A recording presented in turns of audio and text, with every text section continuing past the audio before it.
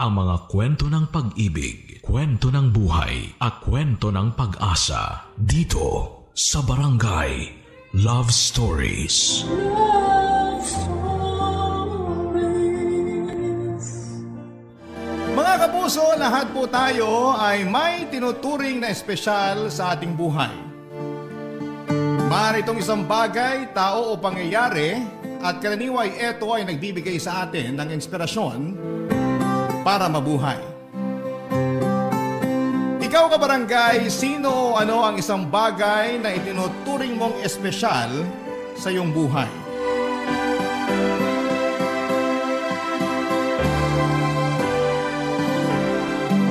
Dear Papa Dudut, may mga bagay tayong hinihiling na minsan ay maipagkakait sa atin. Pero kahit na ganoon ay nasa mga kamay pa rin natin kung paano natin patatakbuhin ang ating buhay base sa mga biyaya at suliraning ibinibigay sa atin ng may kapal. Ako po si Honey, 40 years old at isang housewife. 15 years na akong kasal sa asawa kong si William. 22 years old ako noong naging boyfriend ko siya, samantalang siya naman ay 27 years old. Nakilala ko si William sa pamamagitan ng pinsan ko. Dati silang magkaklase sa kolehiyo na naging magkaibigan matapos silang makapagtapos. Inireto ako ng pinsan ko kay William at sinubukan niya akong ligawan noon ng ilang buwan. Dahil maganda ang personality nito, ay umaapaw ang kabaitan ni William, Papa Dudut.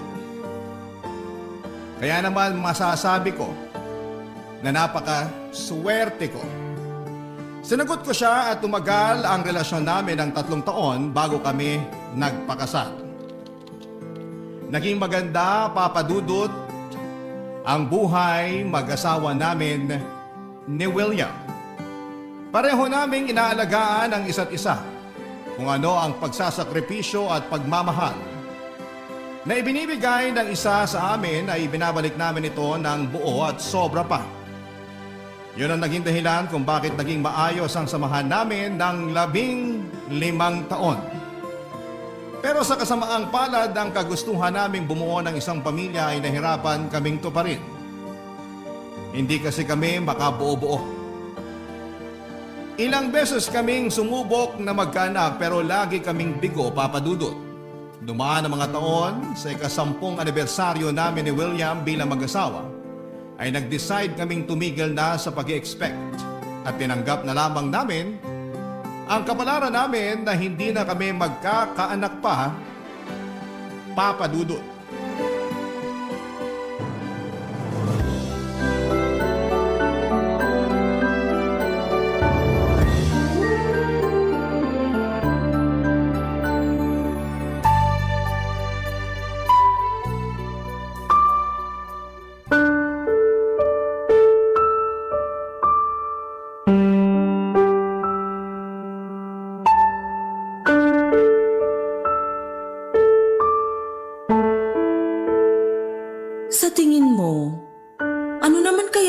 Ng Diyos kung bakit ayaw niya tayong bigyan ng anak. Di ba ang gusto niya magparami tayo? Pero bakit may mga taong hirap namang magkaanak? Hindi ko rin alam. Basta ang alam ko, may hirap tong pinagdadaanan natin. May hirap umasa. May hirap ang maghintay. Isa sa mga pangarap ko sa buhay ay yung araw na makita kitang kalong-kalong mo ang anak natin. Pero kung wala talaga, siguro, kailangan na lang talaga nating tanggapin kung ano man ang kapalaran natin. Ay, masama ba tayong tao? Hindi ba natin deserve magkaroon ng anak? Hindi, huwag mong isipin yan. Wala tayong ginagawang masama. Wala tayong inaapakang tao. Wala tayong kasalanan. Kaya huwag mong isipin na kaparusahan ang ginagawa sa atin dahil lang hindi tayo magkaanak. Kailanman, hindi magkakaroon ng masamang hangarin ng Diyos sa atin. Hindi niya tayo bibigyan ng problemang hindi natin kayang lutasin. Pero bakit? Bakit ganitong klaseng problema pa ang binigay niya sa atin? Hindi ko alam pero Nakakasiguro ako na may purpose ang Diyos kung bakit hindi niya tayo binigyan ng anak. Anong klaseng purpose naman yun? Lahat tayo ay may kanya-kanyang trabaho sa mundong to. At sa tingin ko, ang trabaho nating mag-asawa ay ang makatulong sa isang batang nangangailangan ng magulang. Anong ibig mong sabihin? Maraming batang walang magulang ngayon na nangangailangan ng mag-aaruga sa kanila. Marami ding mag-asawa ang walang anak katulad natin. Siguro ang layunin ng Diyos para sa ating dalawa ay tumulong na mabigyan ng magulang ang mga batang mag-isa na lang sa buhay. Anong gusto mong sabihin? Gusto mo bang mag-ampon tayo ng bata? Oo sana. Yun na lang talaga ang naiisip kong paraan para magkaroon tayo ng anak. Naisip ko na rin yan.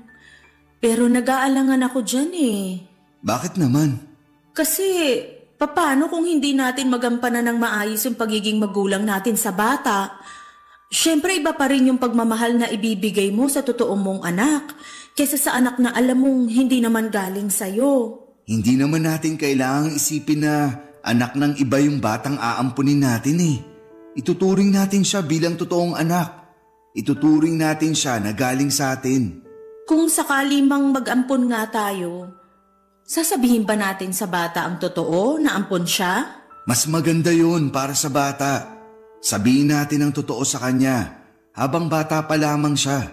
Para sa ganun, hindi na siya magulat kapag nalaman niya ang totoo. Mas mabuti yun na wala tayong itinatagong sikreto sa kanya para magkaroon siya ng tiwala sa atin. Ano, gusto mo bang mag-ampon na lang ng bata? Pwede bang pag-isipan ko muna? Sige, hindi naman to basta-bastang desisyon eh. Pag-isipan mo to ng maigi dahil panghabang buhay na desisyon tong gagawin natin. Kapag ba pumayag ako, paano gagawin natin? May kakilala ako nagtatrabaho sa National Authority for Child Care. Siya ang nagsuggest sa akin na mag-ampon na lang tayo ng bata dahil maraming bata ngayon ang nangangailangan ng kalinga. Tutulungan niya tayong mag-adapt ng bata kung sakali mang pumayag ka na. Sige, bigyan mo ko ng ilang araw para makapag-isip-isip. Habang ginagawa mo yan, paano kung mag-adapt na lang muna tayo ng aso? Gusto mo ba? Aso? Oo. Maging fur parent muna tayo para hindi tayo mabigla. Alam ko na bawal tayong magkaaso noon dahil allergic ang mama mo sa mabalahibo. Pero ngayong nakabukod na tayo, pwede naman na siguro tayong mag-alaga ng hayop. Parang magandang idea nga yan. Uy, gusto ko ng husky kasi ang ganda ng breed na yun.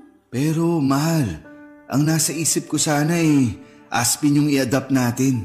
Aspin? Oo. Yung mga asong Pinoy, yung walang breed. Marami rin kasing aso ang napapabayaan ngayon dahil sa mga taong hindi marunong mag-alaga eh. At least, kapag nakapag-adapt tayo, makakatulong tayo sa mga asong walang nag-aalaga sa kanila. Pwede rin naman yan. Sige, yan na lang muna ang gawin natin. Pumapayag ka?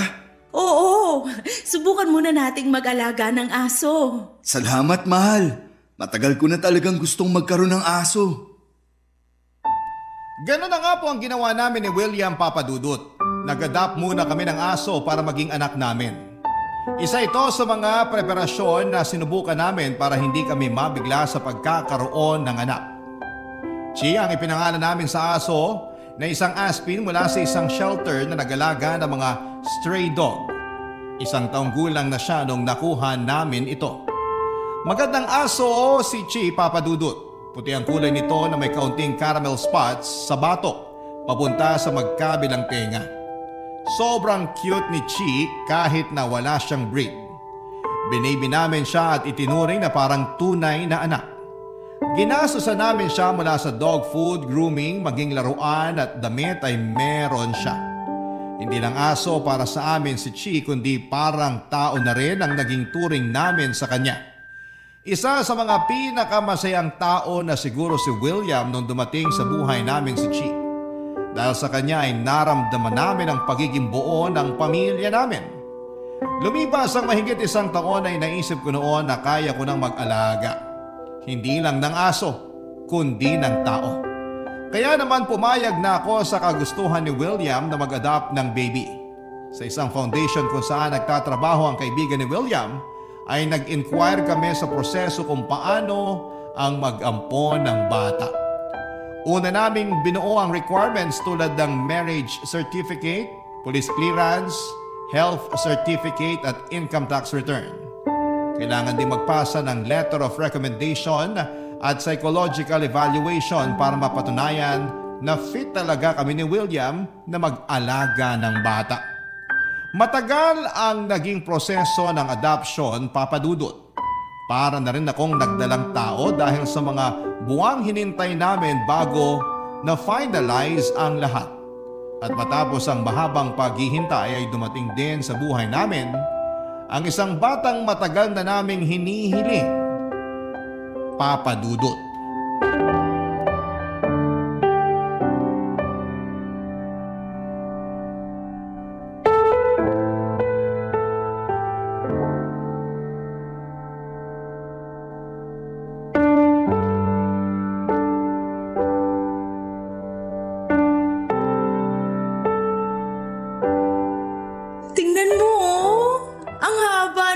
Mata niya? Oo nga eh. Manipis din ang labi oh. Tsaka medyo matangos ang ilong. Sigurado akong pogi ito kapag lumaki. Katulad ng tatay? Oo naman. San ba siya magmamana kundi sa akin? Ay, sinong mag-aakalang sa wakas magkakaroon din pala tayo ng anak? Sabi nga nila, in God's time. At ito na yun. Ito na yung oras na inilaan ng Diyos para maging magulang tayo. Excited ka na rin bang makita tong kapatid mo? Halika rito. Buhatin din kita para hindi ka magselos. Ayan o, may kapatid ka na, Chi. Meet baby Liam. Oh, huwag masyadong excited. Antayin muna nating lumaki si baby bago maglaro, ha? Oh, sige na, doon ka na muna. Paano pala yung sinasabi nilang home visit? Akala ko ba tapos na yon? May mga social worker pa rin na bibisita sa bahay natin para i-check yung status natin kasama yung bata.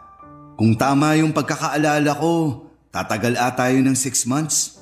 So sa susunod na 6 na buwan, oobserbahan tayo ng mga social worker? Oo, ganun na nga. Kailangan nilang masigurado na safe yung bata sa atin. Tapos kapag pumasa tayo, kapag nasiguro nila na kaya nating bigyan ng maayos na buhay si baby, saka na nila ipa-finalize lahat. Dadaan siya sa korte para maging legal na nating anak si Liam. Ang haba naman pala talaga ng proseso ng pag-aampon. Mas maganda na yun para masigurado. Para na rin hindi tayo magkaroon ng problema sa hinaharap. Ang kailangan lang nating gawin ay patunayan na deserving tayo na maging magulang ni Liam. Tsaka may notes din pala sila tungkol dito sa bahay, di ba? Ah, oo. Kailangan daw maging childproof tong bahay para sa safety ni baby.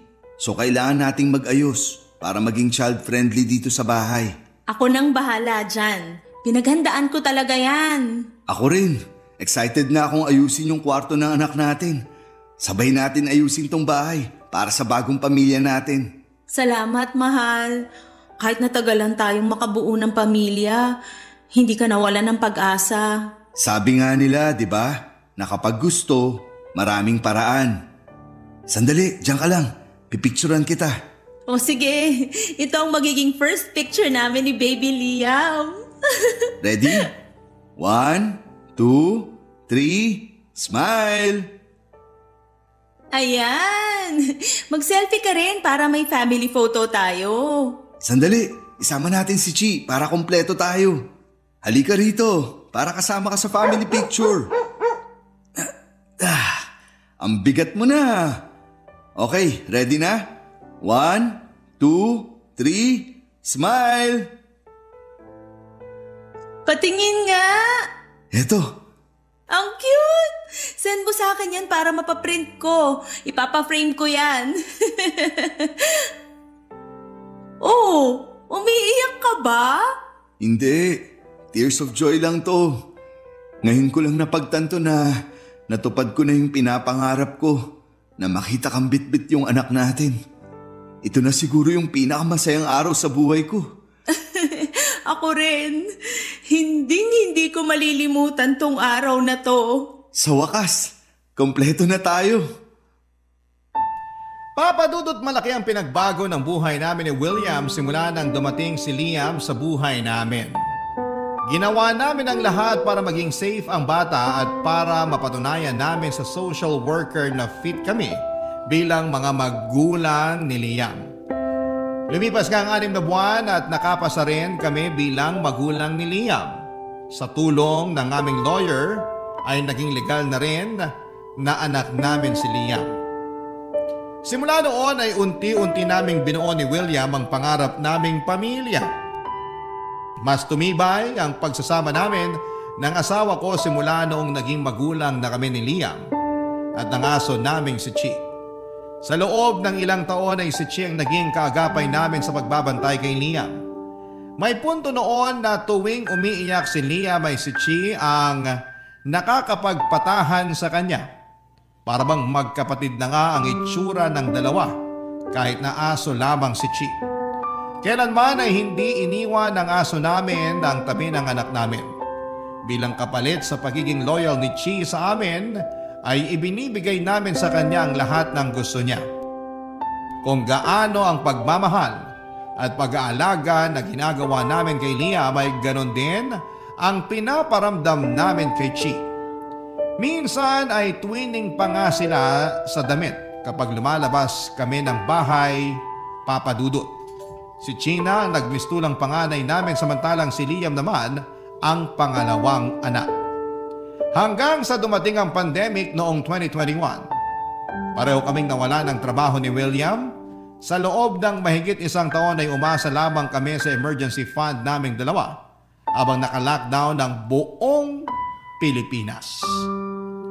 At nung lumuwag ang restriction ay sa halip na maghanap ulit ng trabaho, ay naisipan namin mag-asawa na umuwi na lamang sa probinsya at doon ay pagpatuloy ang masayang buhay namin. Papa Dudut. Barangay Love Stories. Barangay Love Stories. Papa Dudut, sa Isabela ang probinsya namin. Doon ako lumaki kasama ang 2 kong kapatid. Noong namatay ang mga magulang namin ay nahati ang kanilang ari-arian sa aming 3. Sa akin napunta ang family house namin samantalang naghati naman ang 2 ko pang kapatid sa sakahan na pagmamay-ari ng pamilya namin. Habang bubuo ako ng pamilya noon sa Maynila ay iniwan ko muna sa pangangalaga ng kapatid kong si Kuya Nestor ang family house namin. Simula noon na siya na ang tumira doon kasama ang sarili nitong pamilya. Samantalang 1 ko pang kapatid ay ibinenta ang lupang nakapangalan sa kanya para gamitin ang pera sa pag-abroad nito. Papa Dudut, ang buhay nila Kuya Nestor ay malayong malayo sa buhay naming mag-asawa. May 9 silang anak at tanging si Kuya lamang ang nagtatrabaho sa kanilang pamilya bilang construction worker. Isang kahig isang tuka na maituturing ang kanilang buhay. May pagkakataon noon na sa akin umuutang si Kuya Nestor at bilang wala naman akong pinagkakagastosan noon ay pinapahiram ko sila ng pera hanggang sa nagpatong-patong na lamang ang utang nila sa akin.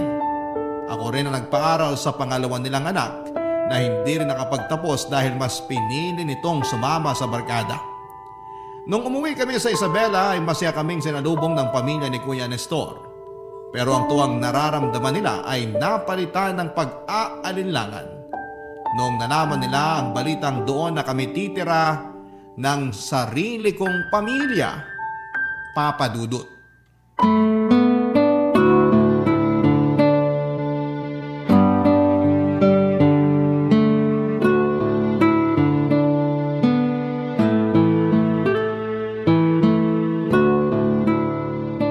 Hindi man lang kayo nagsabi, edi sana nasundo namin kayo. Hindi na kailangan. May sasakyan naman kami eh. Tsaka gusto namin kayong isurprise. Kung gano'n, na-surprise nyo kami. Kaya lang, hindi kami nakapaghanda sa pagdating nyo. Wala tuloy na lutong pagkain para sa inyo. Magpapabili na lang ako ng lechon manok sa anak ko. Ay kuya, wag na.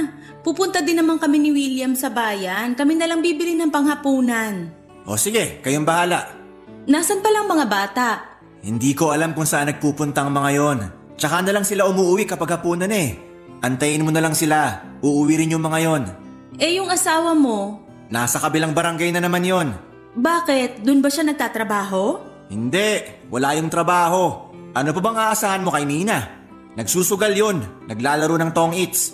Ayan ang sinasabi ko sa inyo eh. Wala na nga kayong makain. Mas inuuna niyo pa ang pagsusugal. Hayaan mo na. Yun na nga lang ang tanging libangan niya eh. Siya rin naman na nag-aasikaso sa mga anak namin buong maghapon. Kaya pinagbibigyan ko na lang siya. Ay, nako. Sino nga pala gumagamit ng kwarto sa taas? Yung mga babae, sina Teresa, Angeli at Camille. Tapos yung 3 lalaki sa dating kwarto ni Kuya. Yung bunso naman kasama namin ng asawa ko. Eh yung panganay saka pangalawa? Nagsialisa na yung mga yon. May sarili ng pamilya yung panganay ko. Talaga? Oo, nakatira siya ngayon sa asawa niya dun sa Ilocos. Eh yung pangalawa? Yung pangalawa naman, yung pinag-aral mo tapos hindi nakapagtapos. Hindi ko na alam kung saang parte ng Pilipinas nakatira yon. Hala, bakit naman? Nakipagtana ng gaga. Sumama sa nobyo niyang mas matanda sa kanya ng 10 taon. Kuya naman, bakit mo naman hinahayaan yung mga anak mong magkaganyan? Matatanda na sila.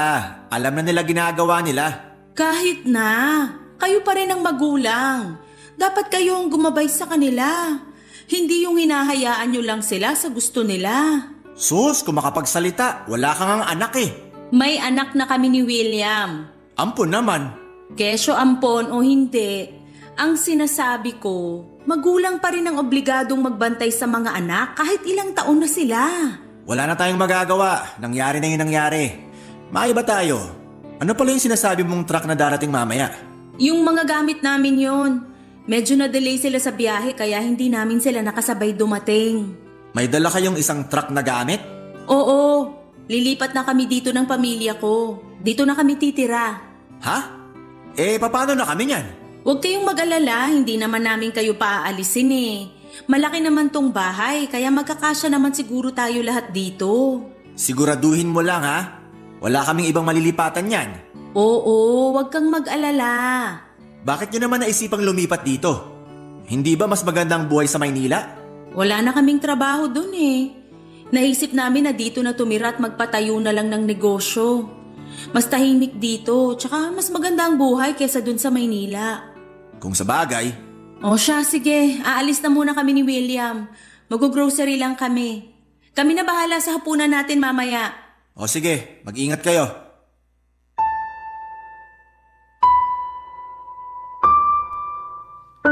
Pagkarating namin sa probinsya ay agad naming inayos ang plano naming pagpapatayo ng sarili naming convenience store. Medyo malayo sa bayan ang bahay namin, Papa Dudut. Kaya kinailangan pa naming maghanap ng pwesto kung saan ay maraming tao at walang masyadong kakompetensya. Kasabay nito ay agad ding naghanap ng trabaho si William. Dahil maganda naman ang work experience nito ay mabilis siyang nakuha sa trabaho. Samantala mas pinili ko namang maging stay-at-home mom na lamang para mabantayan sina Liam at Chi sa bahay. Dahil malaki-laki naman ang family house namin, ay hinayaan ko na lamang ang pamilya nila Kuya Nestor na manatili doon. Sa mga unang buwan ng pagsasama ng dalawang pamilya namin sa iisang bahay ay naging maayos naman ang dynamics namin. Mabilis kaming nakapag-adjust sa buhay sa probinsya. Pero kalaunan ay unti-unti kong napapansin ang mga hindi magagandang ugali ng pamilya nila Kuya Nestor. Ang mga anak ni Kuya na pawang teenager ay lagi noong nag-aaya ng barkada sa bahay para mag-inuman.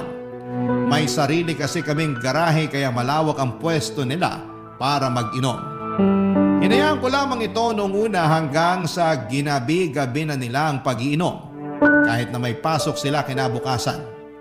Sa kabilang banda naman, ang mga babaeng anak ni Kuya ay nagdadala ng lalaki sa bahay at doon sila naglalampungan.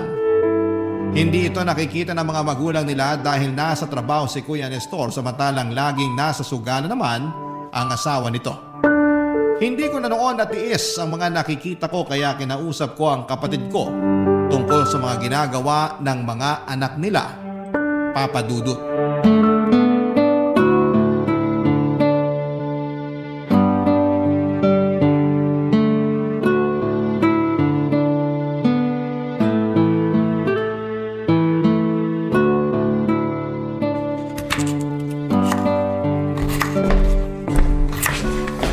Honey, ano yung ginagawa mo? Nagpe-prepare na ako ng sahog para sa ulam na lulutuin ko mamaya.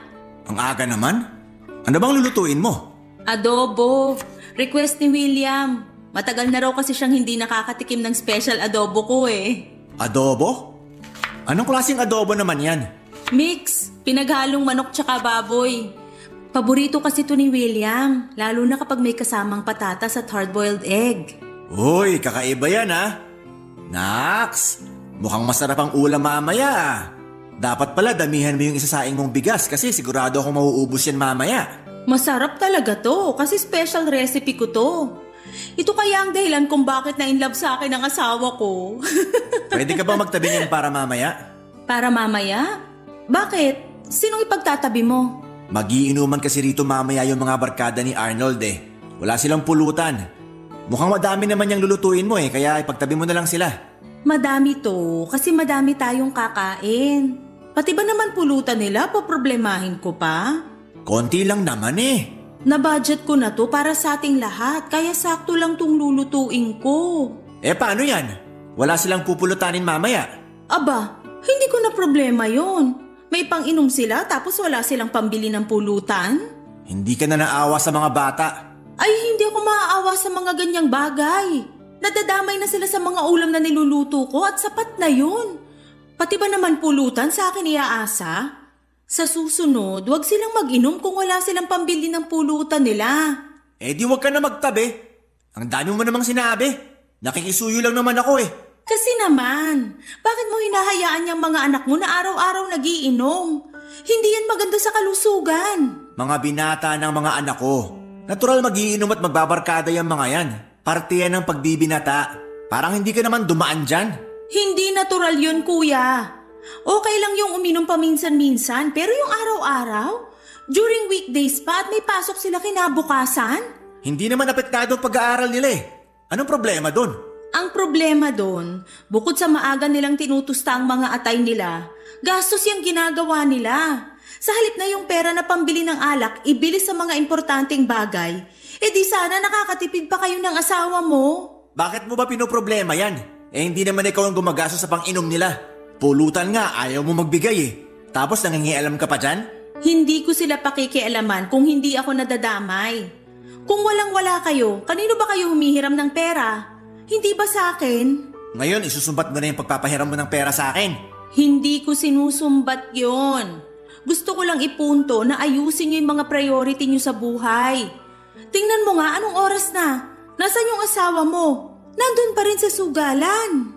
Alam mo may pagka-intermitida ka rin eh. Huwag mong pakialaman tong pamilya ko. Hindi ko naman pinapakialaman ng pamilya mo ah. Hindi nga. Pero para sa ikabubuti niyo naman tong ginagawa ko. Nasa iisang bahay tayo, kaya kailangan tayong magtulungan. Tulungan mo na lang ako kapag nagpapatulong ako sa'yo. Pero kapag hindi ko kailangan ng tulong mo, manahimik ka na lang. Grabe ka, kuya.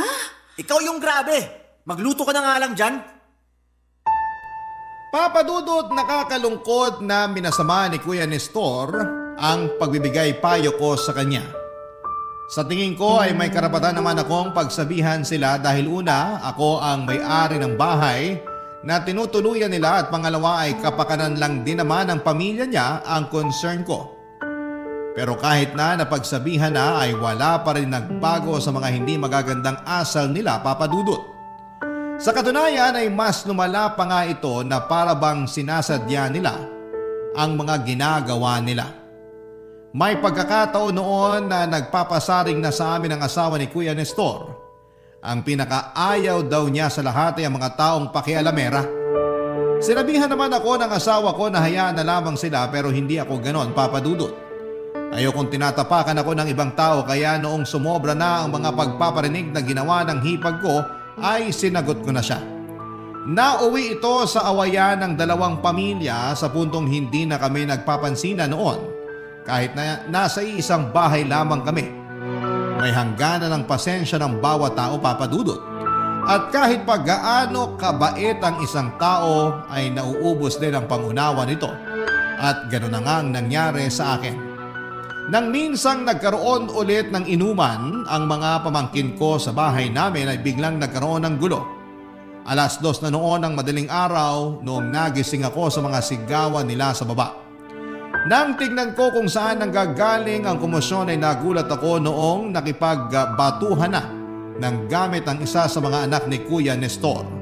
Sinubukan ko silang awatin at muntik na rin akong madisgrasya noong isang malaking bato ang lumipad papunta sa direksyon ko. Mabilis naman akong nakailag pero natamaan ang sasakyan namin. Nagalit si William sa mga nangyari at sila naman ni Kuya Nestor ang nagkaalitan. Matapos nitong kampihan ang kanyang mga anak. Sa huli ako na mismo ang nag-decide na paalisin na ang pamilya ni Kuya Nestor sa pamamahay namin dahil sa mga gulong ginagawa nila ng mga panahong yon. Papa Dudut. Barangay Love Stories. Barangay Love Stories.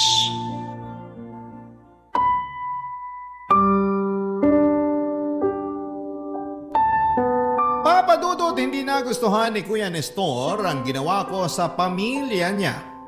Sobra na kasi noon ang mga nangyayari sa puntong nadadamay na ang tahimik naming pamilya.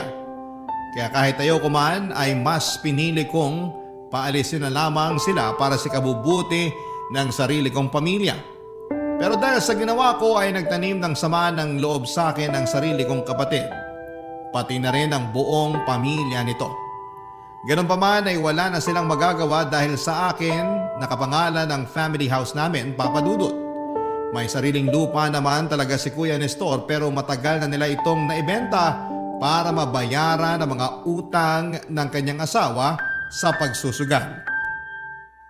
Pagkatapos nilang umalis sa bahay ay nangupahan sila malapit sa construction site kung saan nagtatrabaho si Kuya. Minsan tuwing nalalasing ang kapatid ko ay nagpupunta siya sa bahay para magwala.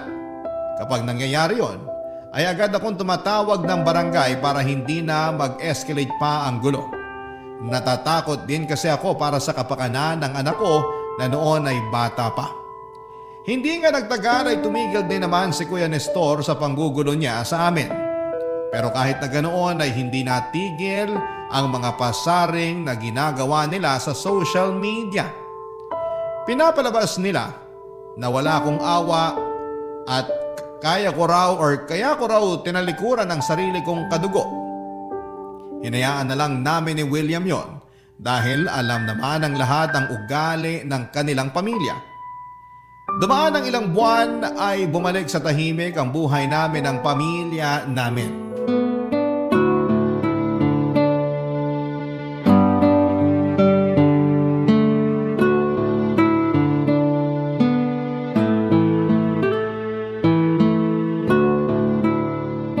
Marami kang niluto para sa breakfast ngayon ah.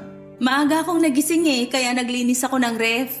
Niluto ko na yung mga pagkaing malapit ng mapanis. Bakit tayo nagkaroon ng sobrang pagkain? Di ba nga twice tayong kumain sa labas this week? Tapos nag-attend pa tayo ng birthday kahapon. Ay, oo nga. Naaalala ko na naman yung nangyari kahapon. Bakit? Di ba nga nagpang-abot tayo nila Nestor? Hindi ko alam na imbitado rin pala sila sa birthday. Kababata kasi namin yung naghanda kaya malamang imbitado kaming dalawa. Pero hayaan mo na yun. Ang mahalaga wala namang masamang nangyari. Anong wala? Todo nga kung magparinig yung asawa niya kahapon. Hindi naman ako apektado dun. Tsaka alam naman ang lahat yung nangyari kaya hindi niya tayo masisira sa mga parinig niya. Kung sa bagay nga naman. Pero nakapag-usap kayo ng kapatid mo, di ba? Oo, kinamusta ko siya. Ano namang sinabi? Wala naman. Okay lang naman daw sila. May trabaho na yung asawa niya tapos nasa construction pa rin daw siya. Kahit papaano, nakakasurvive naman daw sila sa pang-araw-araw nila. Hindi na ba siya galit sa'yo? Siguro may konting tampo pa rin. Pero hindi ko naman ramdam na galit pa rin siya sa akin. Mabuti naman kung ganun. Yung store pala, kumusta na? Nakahanap ka na ba ng dagdag na bantay doon? Oo, nagsimula na siya kahapon. Bali, 3 na sila lahat doon. Dadaan ako mamaya sa store pagkatapos ng trabaho ko para ma-check ko sila. Nga pala, lalabas kami mamaya nila Liam. Papagupitan ko yung buhok niya tapos ipapasyal ko na rin sila ni Chi sa playground pagkatapos. O sige, kailangan mo ba yung sasakyan para iwan ko na lang? Hindi, wag na. Gamitin mo na lang. Magko-commute na lang kami mamaya. Okay, sige. Teka, nasan pala si Chi? Hindi ko pa yun nakikita. Nandyan lang siguro yan. Baka nasa likod, naglalaro na naman. Chi! Halika na, kumain ka na rin. Wala eh. Sabi na may mali eh. Kasi kapag ganitong breakfast, nandito na yun na umaaligid. Sandali nga. Chi! Check mo nga dyan sa likod, dyan sa may labahan. Chi! Chi! Wala eh. Wala siya dito. Wala? Hala, sa taas kaya? Wala siya doon. Doon ako galing eh. Hindi ko siya napansin doon bago ako bumaba. Sandali, check ko muna sa harap, baka nandun siya.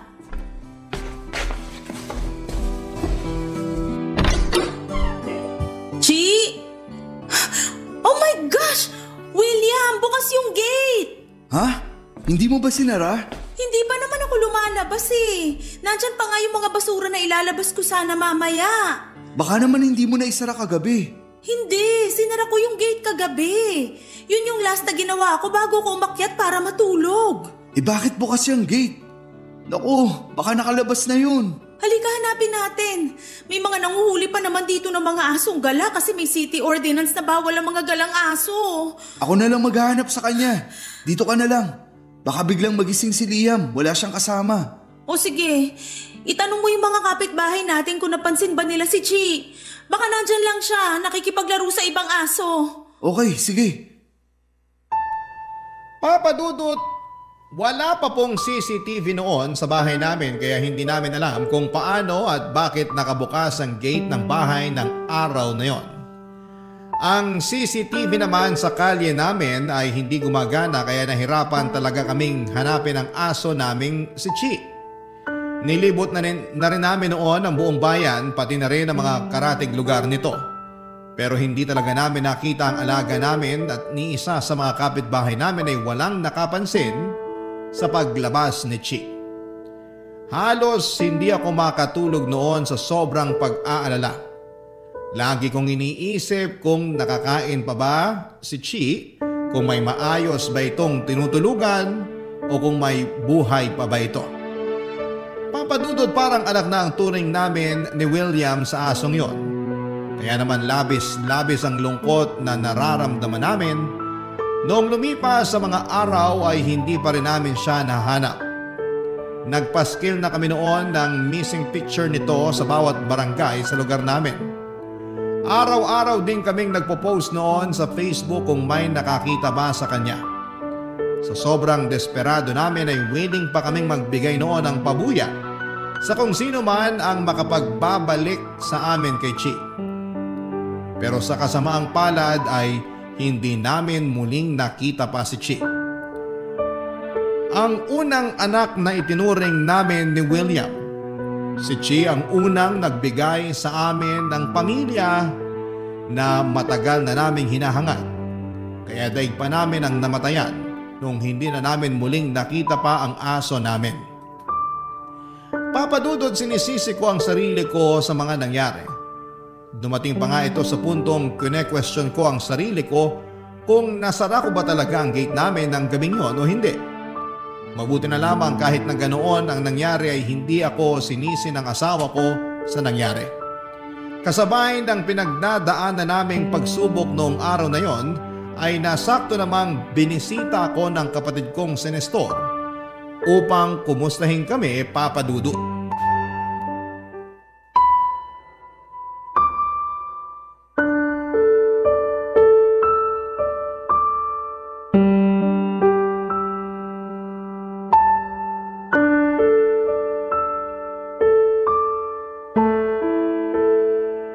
Mahal, bitawan mo muna yung cellphone mo para makakain ka na. Sandali, chinecheck ko lang kung may nag-message sa akin sa Facebook. Baka kasi may nakakita na kay Chi. Hindi na natin makikita pa si Chi. Huwag ka namang sumuko agad. Matalinong aso si Chi. Alam niya kung saan siya uuwi. Ilang araw na ang lumipas. Hindi na babalik ang aso natin, honey. Kasalanan ko to eh. Huwag mong sisihin ang sarili mo. Walang may gusto sa nangyari. Sa tingin ko, May kumuha sa kanya eh. Kumuha? Oo, kasi kung nakatakas lang siya, babalik at babalik yun. Pero dahil hindi na siya bumalik, malamang may kumuha sa kanya. Sana kung sino man yun, ibalik na niya si Chi. Miss na miss ko na talaga siya eh. Ako rin, miss ko na siya. Hindi pa rin naman nawawala yung nararamdaman kong pag-asa na baka isang araw, bigla na lang bumalik sa atin si Chi. Pero kung magpapakatotoo ako, mas maganda yung tanggapin na lang natin yung posibilidad na wala na talaga siya. Sana talaga may nakakita na lang sa kanya. Para kahit papano mapanatag ako na may nag-aalaga sa kanya. Honey, nandyan ba kayo? May tao Tao yata. ba? Sino kaya Ako. yun? Sandali, check ko.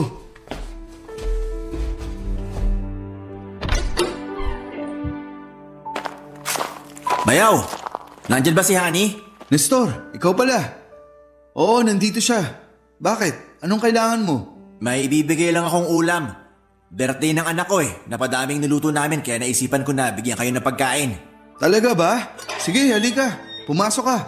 Salamat.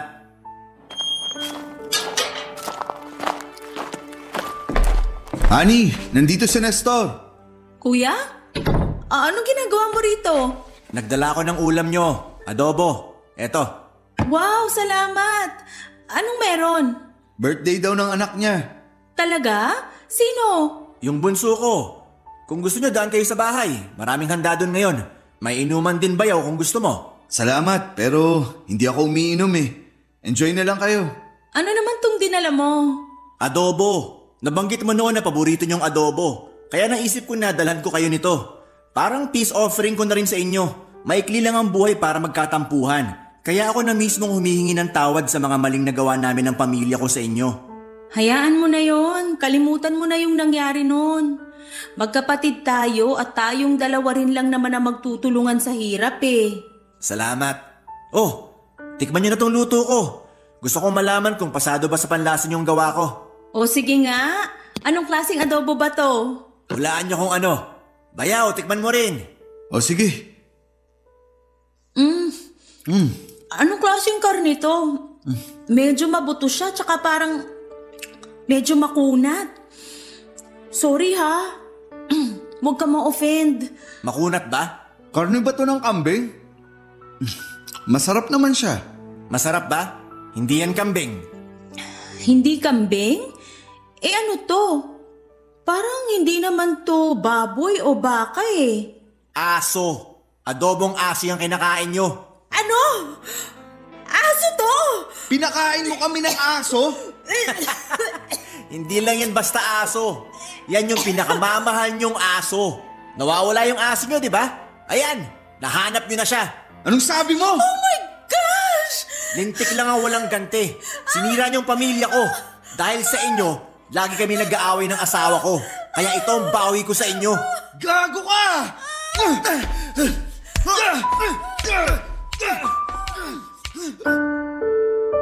Nauwi sa pisikalan sinang William at Nestor ng araw na yon, Papa Dudut. Kinailangan ko pang magpatulong sa mga kapitbahay namin para maawat ang pag-aaway ng dalawa. Sobrang nasaktan ako sa mga nalaman ko, Papa Dudut. Ang aso na inalagaan at minahal naming parang tunay na anak ay ginawa lang siyang pulutan ng kapatid ko para paghigantihan kaming mag-asawa. Ang malala ay ipinakain pa nito sa amin. Agad-agad naming ipinahuli si Kuya Nestor sa mga pulis at nagsampa kami ng reklamo sa kanya dahil alam namin ni William na meron ng Animal Welfare Act ngayon o ang pagbabawal sa pagpatay at pagmamaltrato ng mga hayop. Isang malaking krimen ang ginawa ni Kuya na pagpatay at pagluto ng aso. Nakulong si Kuya at saka siya pinagmulta. Ilang buwan matapos siyang madakip ay nabalitaan na lang naming nagkasakit pala siya sa kulungan na siyang naging sanhi ng kanyang pagkamatay. Hindi ko ninais na mangyari yon kay Kuya pero siguro ay karma na rin mismo ang gumawa ng paraan para maningil sa kasalanang kanyang ginawa. Papadudod para maibsan ang kalungkutan namin ni William sa pagkawala ni Chia ay muli kaming nag-adapt ng aso sa isang shelter. 2 aso ang kinuha namin na siyang nagsilbing bagong kapatid ng anak naming si Liam. Pagkatapos nito ay lumipat kami ng tirahan matapos ang nangyari para makalayo na kami sa pamilya ni Kuya Nestor. Ibinenta namin ang family house na nakapangalan sa akin at nagpatayo kami ng bago. Ngayon ay maayos at tahimik na ulit ang buhay namin, Papa Dudut. Nagsimula na mag-aral si Liam at masaya kami na habang bata pa siya ay nagsisimula na siyang matuto kung paano mahalin at respetuhin ang mga hayop sa kanyang paligid. Ito na po ang katapusan ng kwento ko at sana ay magsilbing aral sa bawat nakikinig ang nangyari sa aking kuya. Maraming salamat po sa inyo, ang inyong forever kapuso at kabarangay, Honey. Barangay Love Stories. Barangay Love Stories. Anong say mo sa Barangay Love Stories na ito? Pagkwentuhan natin sa comment section yan. Nagustuhan ng iyong napakinggan? Ituloy yan via live stream sa www.gmanetwork.com/radio. Barangay LS 97.1 4